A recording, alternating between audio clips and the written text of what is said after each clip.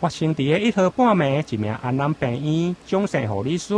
因为下班要翘倒摆转去，结果去互一名酒后开车的驾驶弄成重伤。目前搁伫个安南病院来观察治疗，因为蒋家原本家境就无好，厝内的经济拢是靠这位护理师来支应。妈妈因为做裁缝有两骨的疾病，原本预定这个月8号要开刀来手术，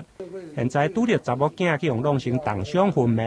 内心的艰苦唔知影流了偌济个目屎。包括议长郭信良、立委陈廷辉以及座位的民意代表，上午共同前往病院来慰问家属。一方面希望庄妈妈爱顾好家己的身体，至于医疗甲费用的部分，议会甲病院嘛拢会尽全力。这件事件呢，我们在此呢严厉的谴责酒驾的一些的不良习惯、坏习惯的一些的市民在此提出严厉的谴责第二呢，至于呢这个护理师呢，对这个社会担任护理的工作非常的辛苦，而且是一个值得很优秀的一个人员护理人员。他发生的不幸事件呢，台南市议会所有人员，包括陈立委委员呢，都感觉非常的不舍，特地前往来加以慰问。那幸逢呢护理师的母亲呢，要在12月8号也要处理这个脊椎的手术，原则上是要放弃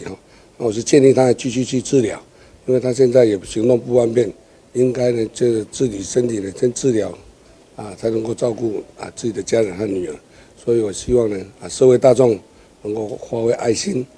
加以帮助这位人家。目前就脑压有比较降，现在在19、18了，要比昨天好。所以抽血也都在稳定，心跳、血压也都正常。所以有在进步，有在进步。指数还是3分。目前要打镇静剂，所以因为指数一定会是3分。好，那我们还会再继续用低温疗法，让他的脑压可以维持稳定。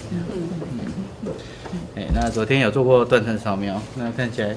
都没有新的出血。对着酒后开车伤人的事件，台南市议会议员无分党派，共声来谴责，表达对酒驾零容忍。对着安南区中和路一带时常发生的车祸路段，议长郭信良嘛表示，会甲市府交通局来讨论，加强交通号志的设置，以保障用路人的安全。台南新闻林根采访报道。